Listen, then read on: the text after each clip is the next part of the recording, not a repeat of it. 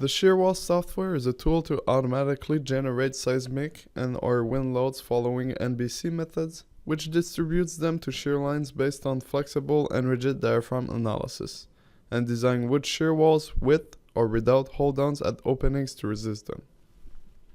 Since Shearwalls contains multiple features for you to choose from when designing a model, the completeness of the program can seem intimidating at first. In order to guide you through the features and possibilities of the software, tutorial videos are accessible from the Woodworks software website under Canadian Training Videos. In addition to those videos, tutorial guides that will help users familiarize with the software are available under the User Guide tab. In fact, those tutorial guides are presented in the form of step-by-step examples for you to follow along.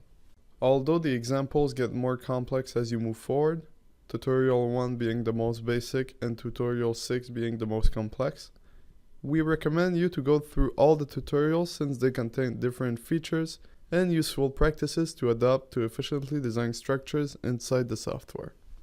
For the purpose of this video, we will go through the content of tutorial 6.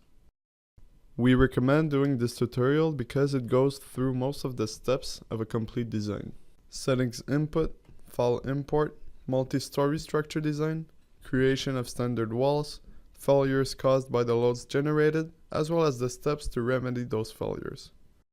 As you can see, every step is thoroughly detailed with images and tables for you to better understand each concept that is portrayed. For those of you who are comfortable with the basic features of the software and would want to skip the first few steps of designing the structure, at the very beginning of the tutorial there is a PDF file saved at a certain point. This is the file we will be using for this video. As indicated, we can now jump to step 6.8, thus saving time and still learn from the main purpose of the tutorial. As described in the example, we will create a standard wall for the first story. First, we have to click on the walls icon. By going into Edit Standard Walls and then New, we can name our wall and start defining its sheathing, fasteners, and framing configuration to match those of the example.